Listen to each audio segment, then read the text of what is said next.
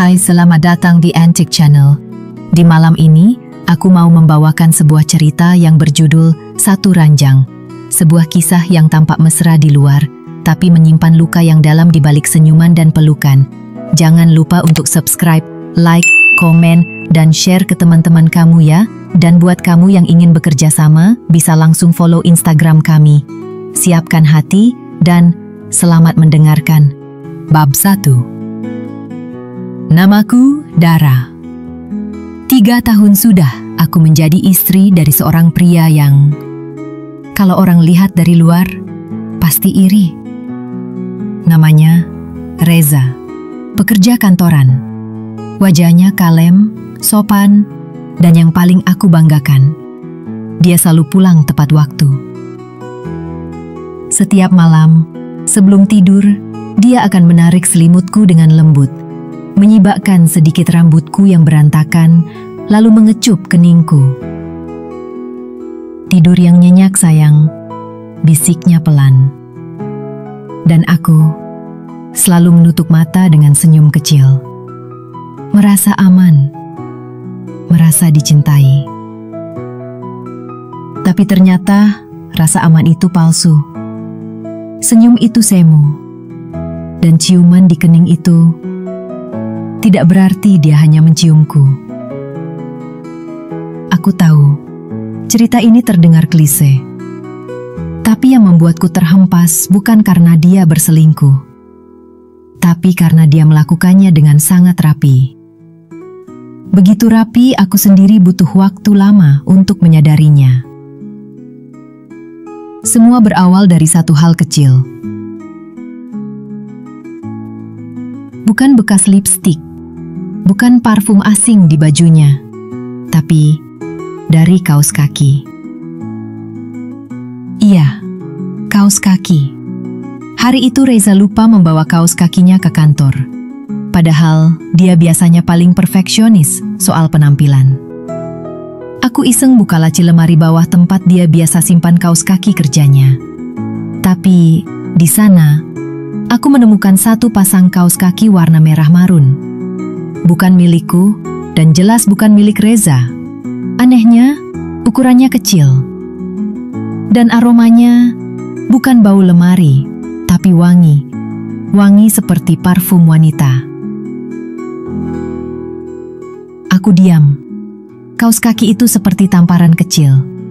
Tidak menyakitkan, tapi membuatku terjaga. Sejak hari itu, aku mulai memperhatikan hal-hal kecil yang dulu sering kuabaikan.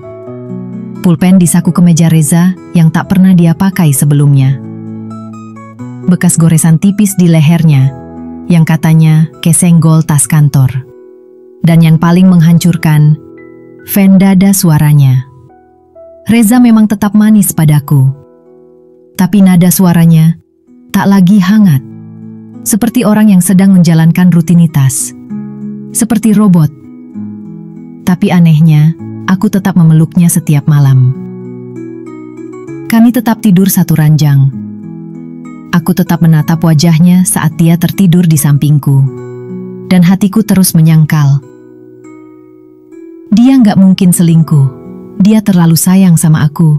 Sampai malam itu datang. Aku sedang mencuci pakaian Reza. Kebetulan dia bilang akan lembur, jadi aku punya waktu sendirian.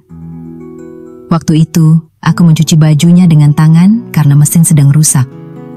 Saat aku mengucek kantong celana kerjanya, tanganku menyentuh benda kecil dan tipis. Sebuah kartu hotel. Aku berhenti. Jantungku berdetak lebih cepat. Tanganku gemetar saat menarik benda itu keluar dari kantong. Hotel Aluna, kamar 403, tanggalnya 2 hari yang lalu, tepat saat dia bilang lembur. Aku menatap kartu itu lama, mulutku kering, tapi aku masih mencoba waras. Mungkin dia cuma numpang istirahat? Bisikku sendiri mencoba bodoh. Tapi saat aku balik kartu itu, ada tulisan tangan dengan spidol tipis warna merah muda. Thank you for last night. Aku nggak bisa berdiri. Badanku lemas, mata ini panas tapi belum bisa menangis. Entah karena marah atau karena masih nggak percaya. Reza, suamiku, yang tiap malam mencium keningku, ternyata mencium wanita lain. Di tempat tidur lain. Tapi tetap pulang dan tidur di ranjang yang sama denganku. Malam itu, aku pura-pura tidur lebih dulu. Padahal aku hanya diam menatap langit-langit kamar. Saat Reza masuk, dia seperti biasa, mencium keningku, lalu rebah di sebelahku. Aku bisa merasakan napasnya pelan di leherku. Bau parfumnya sama seperti bau di kaos kaki itu. Dan disitulah, untuk pertama kalinya, aku menangis dalam diam. Masih dalam pelukannya, masih di ranjang yang sama.